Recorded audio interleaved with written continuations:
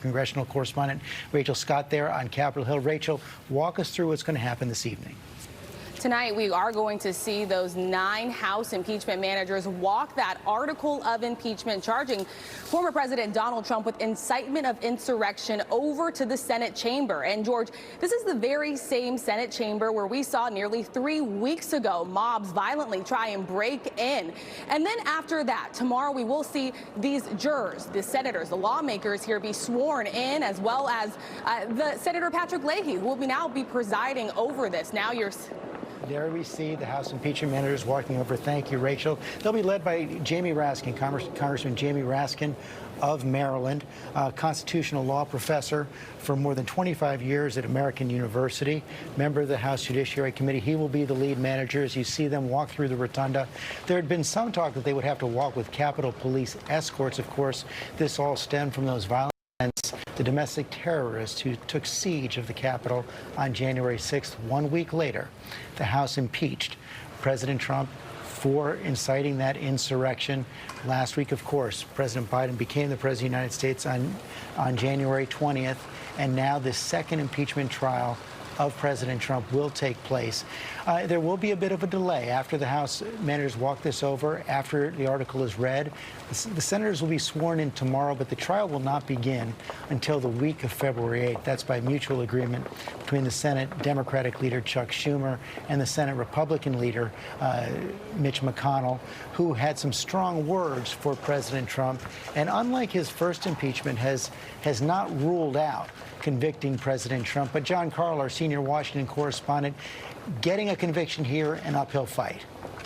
George, the math is you need 2/3 of the Senate to vote to convict. 50 Democrats, you're likely to get all 50 of them. That means you need 17 Republicans to vote that Donald Trump is guilty and to vote to convict him.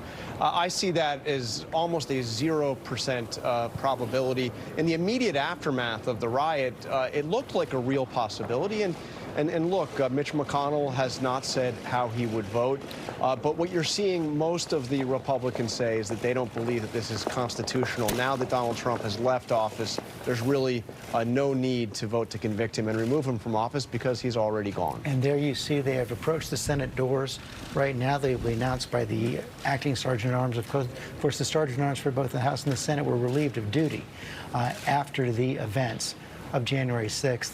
Congressman Raskin, you see him right there, lost a son on New Year's Eve, a 25-year-old son, to suicide, actually in the House chamber on January 6th with his other daughter.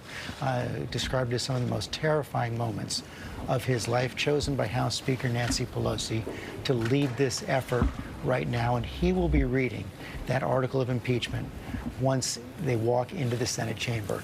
There you see the President pro tem of the Senate, Patrick Leahy, who, as Rachel Scott said, will be presiding over the trial. Let's listen in.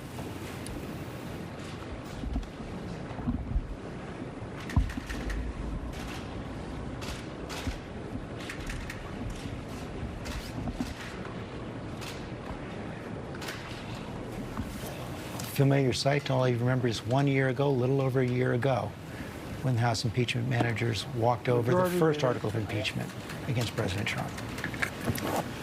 Now, the new majority leader, Senator Chuck Schumer of New York.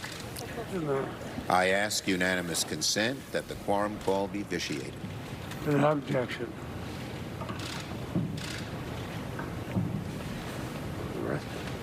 The hour of 7 p.m. having arrived, the acting Sergeant at Arms will present the managers on the part of the House of Representatives.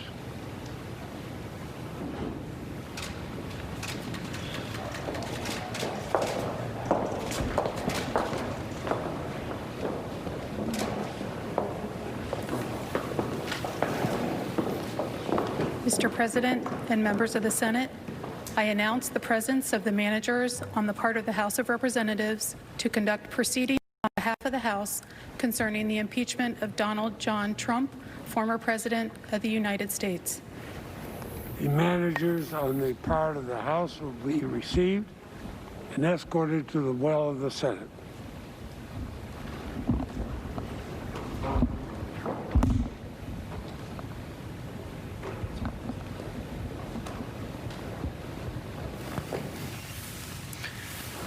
9 impeachment managers for the House. There were 7 in President Trump's first trial. 13 in the impeachment trial of President Clinton.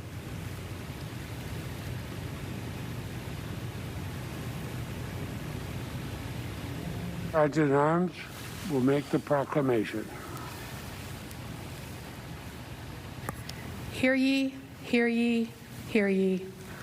All persons are commanded to keep silent on pain of imprisonment while the House of Representatives is exhibiting to the Senate of the United States an article of impeachment against Donald John Trump, former President of the United States.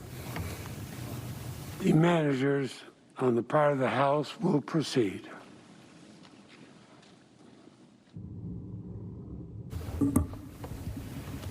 Congressman Raskin, Jamie Raskin of Maryland.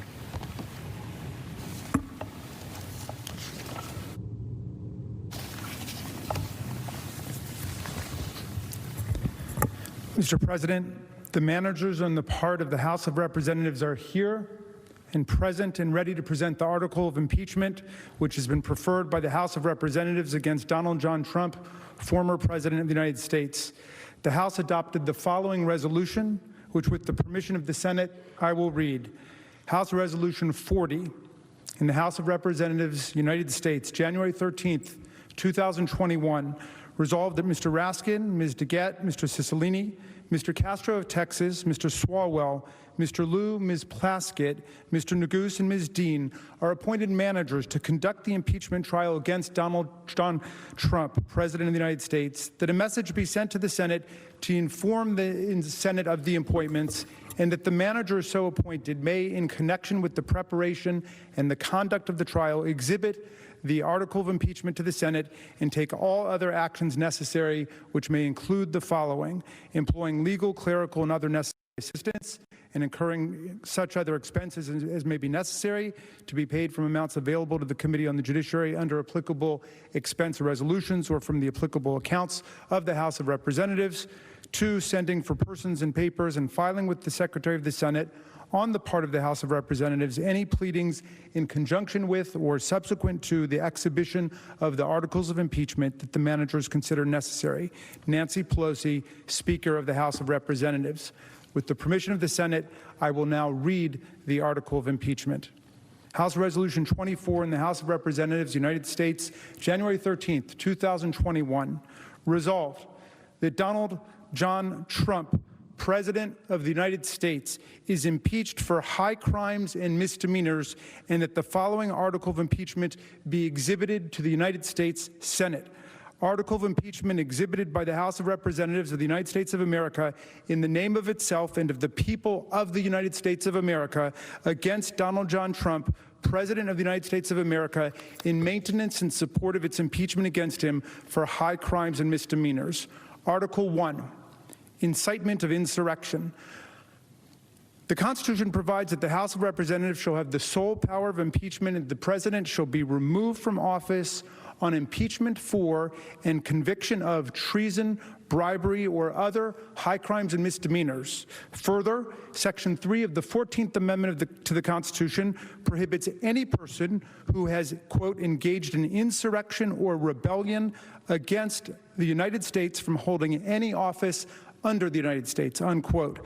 In his conduct while President of the United States and in violation of his constitutional oath faithfully to execute the office of the President of the United States and to the best of his ability preserve, protect, and defend the Constitution of the United States, and in violation of his constitutional duty to take care that the laws be faithfully executed, Donald John Trump engaged in high crimes and misdemeanors by inciting violence against the government of the United States. In that, on January 6, 2021, pursuant to the 12th Amendment to the Constitution of the United States, the Vice President of the United States, the House of Representatives, and the Senate met at the United States Capitol for a joint session of Congress to count the votes of the Electoral College. In the months preceding the joint session, President Trump repeatedly issued false statements asserting that the presidential election results were the product of widespread fraud and should not be accepted by the American people or certified by state or federal officials. Shortly before the joint session commenced, President Trump addressed a crowd at the Ellipse in Washington, D.C.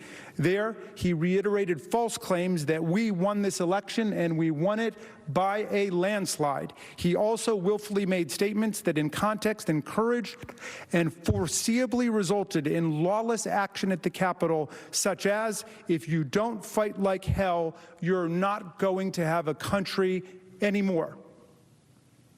Thus incited by President Trump, members of the crowd he had addressed in an attempt to, among other objectives, interfere with the joint session's solemn constitutional duty to certify the results of the 2020 presidential election, unlawfully breached and vandalized the Capitol, injured and killed law enforcement personnel, menaced members of Congress, the Vice President, and congressional personnel, and engaged in other violent, deadly, destructive, and seditious acts. President Trump's conduct on January 6, 2021 followed his prior efforts to subvert and obstruct the certification of the results of the 2020 presidential election. Those prior efforts included a phone call on January 2nd, 2021, during which President Trump urged the Secretary of State of Georgia, Brad Raffensperger, to, quote, find enough votes to overturn the Georgia presidential election results, and threatened Secretary Raffensperger if he failed to do so. In all this, President Trump gravely endangered the security of the United States and its institutions of government. He threatened the integrity of the democratic system, interfered with the peaceful transition of power, and imperiled a co-equal branch of government. He thereby betrayed his trust as president to the manifest injury of the people of the United States. Wherefore, Donald John Trump, by such conduct, has demonstrated that he will remain a threat to national security, democracy, and the Constitution if allowed to remain in office, and has acted in a manner grossly incompatible with self-governance and the rule of law. Donald John Trump thus warrants impeachment and trial, removal from office, and disqualification to hold and enjoy any office of honor, trust, or profit under the United States. Nancy Pelosi, Speaker of the House of Representatives. Mr. President, that completes the exhibition of the article of impeachment against Donald John Trump, President of the United States. The managers request that the Senate take order for the trial. The managers now request leave to withdraw. Thank you, Mr. Raskin. And the Senate will duly notify the House of Representatives when it is ready to proceed with the trial. Thank you.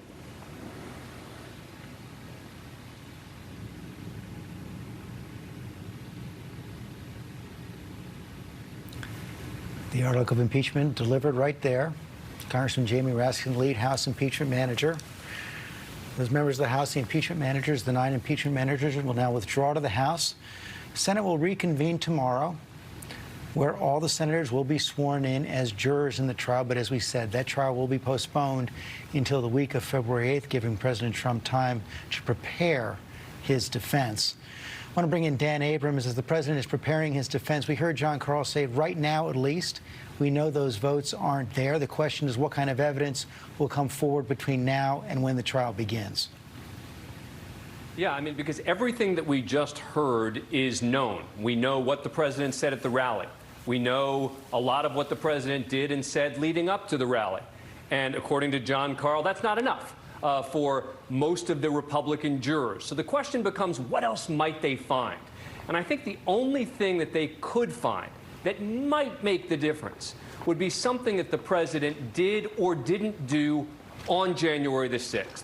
Not leading up to it, not in the days before, but specifically there on the 6th of January. And that's going to be the question. Can they find anything else? Is there anything else to find? And Kate Shaw, also our legal analyst, professor of law, Cardozo Law School. It appears that many of the Republican senators want to avoid that question at all, focus on process. They say it's unconstitutional to impeach a former president. Some are raising a question. The fact that Chief Justice Roberts is not going to preside is another reason that this trial is unconstitutional. Well, George, of course, it's right. We've never had a trial for a former president, but impeachment is a rarely used mechanism in our scheme. We had only ever impeached 2 presidents prior to the administration of Donald Trump.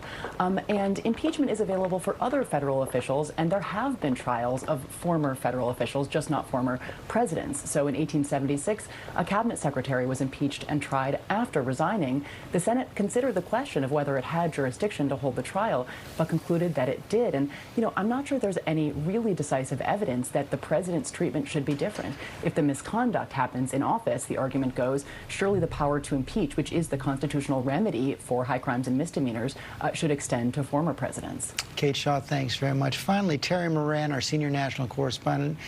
I don't think it's quite sunk in just how extraordinary this is. We've just watched a president of the United States impeached for a second time, this time for incitement of insurrection, seditious acts against the government he led.